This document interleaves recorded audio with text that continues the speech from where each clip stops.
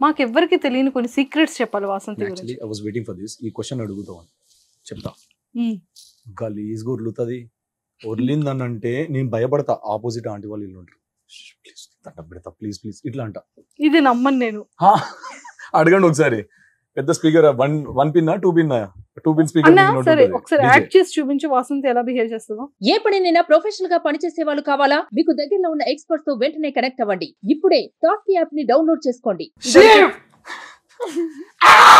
ఇట్లా అంటది అది. అది ఇంకా చాలా గట్టిగా వస్తుంది అనమాట. నా పేరు గట్టిగా శివ అని అరుస్తుంది కదా, ప్యాంట్ తడిచిపోతుంది నాకు. ఇప్పుడు ఏం చేస్తుంది ఇది అని చెప్పి ఉరుకుతాను రూమ్ లోకి. నేను అసలు మాట్లాడను. ఫస్ట్ మా అత్తయ్య అన్నాను అనమాట, ఎప్పుడైనా తన కోపం వచ్చినా ఏం చేసినా సైలెంట్ అయిపో, వెళ్ళిపో, వేరే ఒక 10 minutes మాట్లాడకు, సైలెంట్ ఉండు అని. మా అత్తయ్యకి తెలియదు కదా నేను అవన్నీ చేసిన తర్వాత కూడా నా మీద అరుస్తుంది అని. అత్తయ్య కూడా నాకు ఇదే చెప్తారు తెలుసా, నువ్వు సైలెంట్ అవ్వమనా. నువ్వు అవునా వసంతి అలా అరుస్తావా? కోపం అందరికీ ఉంది, అందరు మనుషుల్లో కోపం అనేది ఉంది. సో ఆ కోపంలో ఎలా బిహేవ్ చేస్తాం అనేది చెప్తున్నాడు అంతే. అంతే, అదే చిన్న థింగ్స్ అవి కానీ యా ఇన్స్టాంట్ గా రియాక్ట్ అవుతుంది. మంచు నాకు చాలా హై టెంపర్ అనేది ఉంది. ఇన్స్టాంట్ గా ఆలోచించదు. అంటే కూర్చొని ఒక 2 minutes ఎందుకు ఏంటి ఎలా ఏం ఆలోచించదు. సో నేను చెప్పేది అది, తనకి కామ్ అవ్వు, ఫస్ట్ సిచ్యువేషన్స్ ని క్లియర్ గా అర్థం చేసుకో, తర్వాత యూ కెన్ హ్యాండిల్. నీకు తెలుస్తుంది ఎలా హ్యాండిల్ చేయాలనేది. సో అదొక్కటే, ఇక తన దగ్గర అదేం లేదు. ఇంకా మిగతావన్నీ కానీ లవ్ బాగా చూపిస్తుంది. అవునా? మస్త్ ఎక్స్ప్రెసివ్. అంటే అందరి ముందు చేస్తలేదు కానీ, అంటే ఎక్స్ప్రెస్ చేయాల్సిందంటే చిన్న చిన్న థింగ్స్ ఉంటాయి కదా. ఇప్పుడు నేను తింటున్నా అంటే నన్ను లేవనియదు, తీసుకొచ్చేస్తుంది, అన్ని తీసుకొచ్చి పెట్టేస్తుంది. అండ్ నేను టైర్డ్ ఉన్నాను అంటే తను వెంటనే వెళ్ళి కుక్ చేసి, నేను తిననన్నా కూడా బతిమిలాడి తినిపిస్తుంది. తినుదా అని. చిన్న చిన్న థింగ్స్ అనమాట.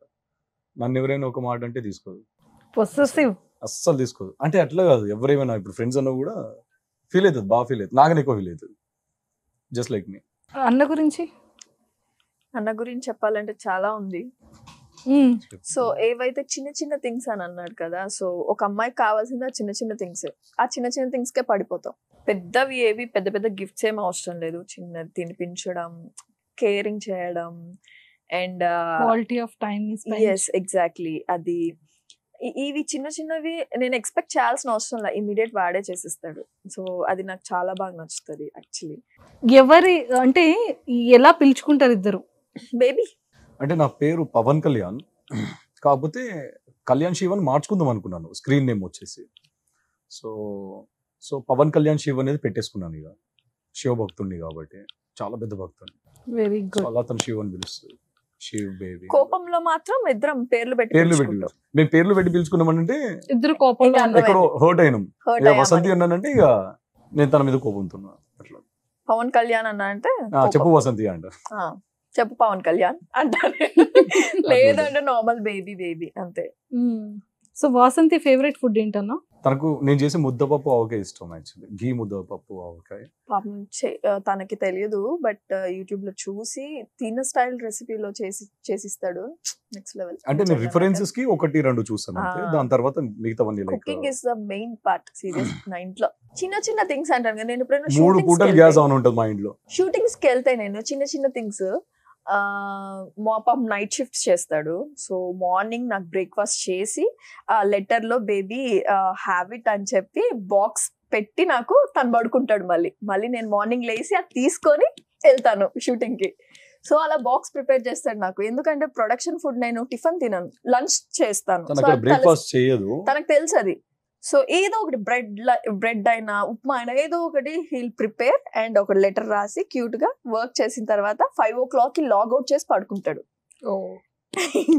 సూపర్. ఈ చిన్న చిన్న థింగ్స్ అవి నాకు అక్కడ లవ్ అండ్ కేరింగ్ బోత్ కనిపిస్తుంది. అన్న ఫేవరెట్ ఫుడ్ ఏంటి వాసంతి? బిర్యానీ. ఆఫ్ కోర్స్ ఇక ఎవరికి నచ్చదు బిర్యానీ. నాన్ వెజ్, నేను ప్యూర్ నాన్ వెజ్ లవర్. అని అప్పుడప్పుడు ఇక ఇంట్లో అంటారు కదా 41 days 5 days శ్రావణ మాసము, అప్పుడు మస్తు ఇట్లా కింద మీద అవుతుంటా. ఫ్రైడే నేను పూజ చేసినప్పుడు మాత్రం ఏమి తినాడు పాపము. ఉప్పు దీపం పెడతా తినక ఇంట్లో అంటారు. సరే ఆర్డర్ పెట్టుకో అంటది, కానీ నేను ఆర్డర్ పెట్టుకోను. ఇక తినకు అన్నప్పుడు ఇక ఇంట్లో వండనప్పుడు ఇంకెందుకు అన్నట్టు 1 day అడిగింది యాక్చువల్లీ. ఈ లవ్ పీరియడ్ లో మీ ఇద్దరి పరిచయం దగ్గర నుండి టిల్ డేట్ ఇప్పటి వరకు కూడా తన కోసం మీరు సాక్రిఫైస్ చేసింది ఏమైనా ఉందా? తనకి ఇప్పటి వరకు చెప్పలేంది. నేను ఒక స్క్రిప్ట్ రాసుకుంటున్నాను మంజు. సో చాలా చాలా రా ఉంటుంది సినిమా. అది చాలా రా. సో తనకి నేను స్టోరీ నాకు ఇష్టం బాగా నరేట్ చేయడం అంటే. నేను నా ఫ్రెండ్స్, ఇప్పుడు నా ఫ్రెండ్ డైరెక్టర్ ఇద్దరం కూర్చొని మాట్లాడుకున్నామంటే 8 hours కూర్చున్నామనంటే 8 hours మాకు story discussion, scenes, camera work ఎలా ఉండాలి, ఇది ఎలా ఉండాలి, మనకి ఈ సీన్ ఇలా ఉండాలి. సో తనకు చెప్పినప్పుడు ఈ సినిమా చేసినావు అంటే తోడకలు తీస్తాను. ఆ సినిమా నేను వేసుకోలేదు, నన్ను వేసుకున్నాను. నేను ఎప్పటి నుంచో అనుకున్నాను అది, తిని రాకముందు నుంచి, లైక్ 3 years నుంచి అనుకున్న స్టోరీ. చెప్పాలంటే తనకు అది డ్రీమ్ ప్రాజెక్ట్. నాకు డ్రీమ్ ప్రాజెక్ట్ అది, పెద్ద సినిమా అది. యాక్చువల్లీ దానికన్నా పెద్ద స్టోరీస్ కూడా ఉన్నాయి, కానీ నాకు ఇది బాగా కనెక్ట్ అయింది నాకు హార్ట్ కి. సో దాని తర్వాత ఎప్పుడు దాని గురించి ఆలోచించలేదు, లైక్ స్క్రిప్ట్ చేంజ్ చేయడం స్టార్ట్ చేసాయి. ఏదైతే Sacrifice. అన్ని కట్స్ చేసుకుంటూ వచ్చాను. నెంబర్ ఆఫ్ హీరోయిన్స్ ఎక్కువ ఉంటారు దాంట్లో, అందుకే స్కిప్ చేయమన్నా. లైఫ్ టైం హీరోయిన్ ఉందా అందులో? ఉంది. లాస్ట్ కి వచ్చి తనదే ఉంటుంది.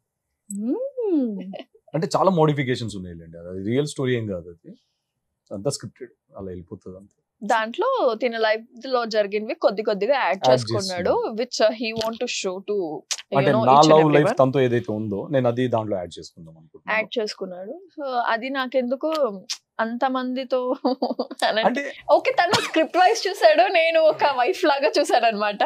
అది నాకు నచ్చక లైక్ ఓకే నచ్చలేదు, that's okay, I just stop it అని అన్నాడు. డన్. అంటే నేను యాక్చువల్లీ 3 years బ్యాక్ నుంచే నేను అంటే ఒక ఫ్యాన్ కి తెలుస్తుంది అంటే తన హీరోని ఎలా చూడాలి అనేది. సో బేసిక్ గా నేను చాలా పెద్ద ఫ్యాన్, అంటే నాకు ఇష్టం అలాగా. లవ్ యువర్ సెల్ఫ్ అంటాం కదా, నేను చాలా సెల్ఫ్ అబ్సెస్డ్.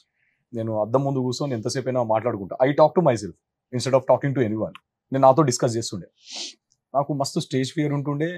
ఇవన్నీ అసలు నాకు 2 years బ్యాక్ పోయినాయి ఇవన్నీ. నేను సినిమా చేసేంతవరకు కూడా 10 మంది మధ్యలో కూర్చొని మాట్లాడాలంటే నాకు మస్తు ఇట్లా షివర్ అవుతుండే. నేను కోవిడ్ పుణ్యమాన ఇంట్లో కూర్చోడు, ఇక తర్వాత నా ఫేస్ నన్ను చూసుకున్నాడు, రికార్డ్ చేసుకున్నాడు.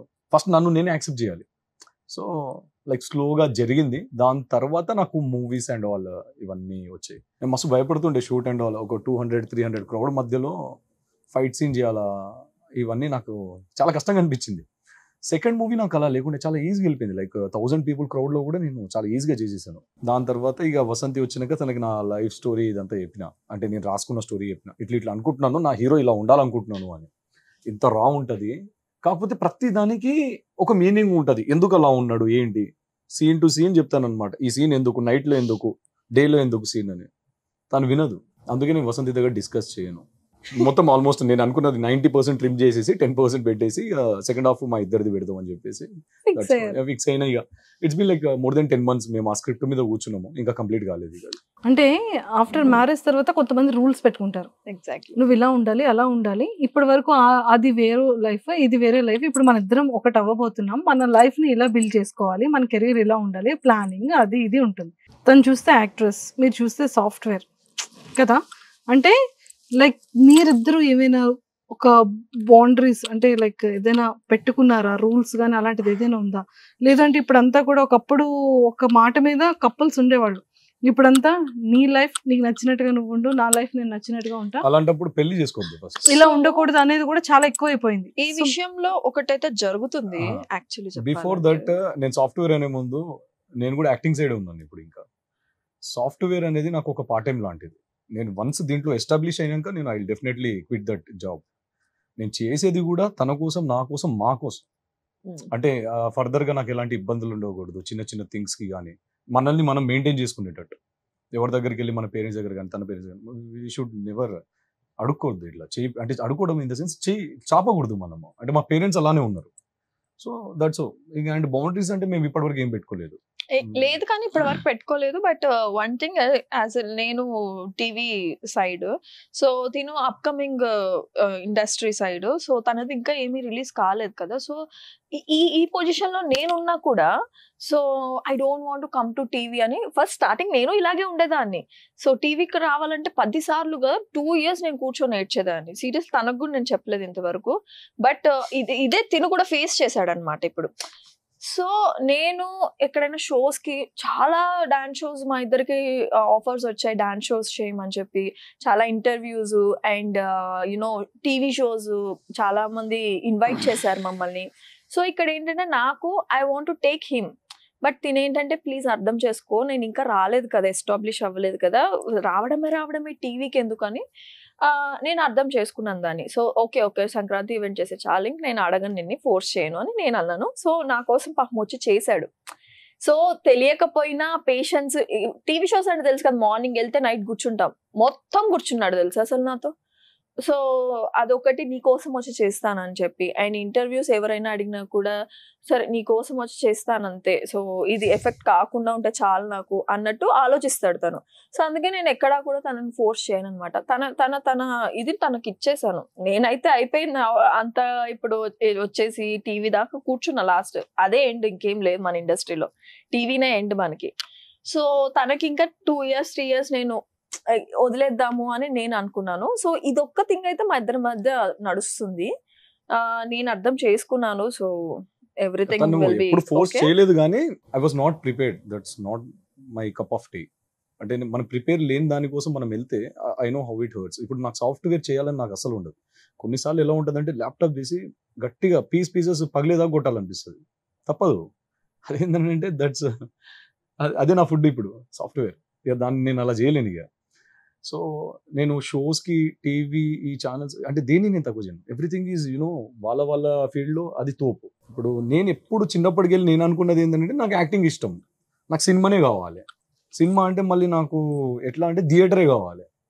సో నేను అట్లా అనుకున్నా, ఒప్పుకుంటా. వెనకాల ఎవరు లేరు, సింగిల్ బ్యాక్గ్రౌండ్ లేకుండా వచ్చిన. మన చేతులు ఇక మన 100% 200% ఇస్తాము. అయితే అవుతుంది, లేకపోతే కాదు. ఇక అది కాకుండా మస్తు ఉన్నాయి మనకి చేసుకోనికి, బతకాలంటే 100 మార్గాలు మంజు. పక్కనోడికి ఎఫెక్ట్ కాకుండా నువ్వు ఏమైనా చేయి, మంచిగా చేయాలి. So that's what I believe.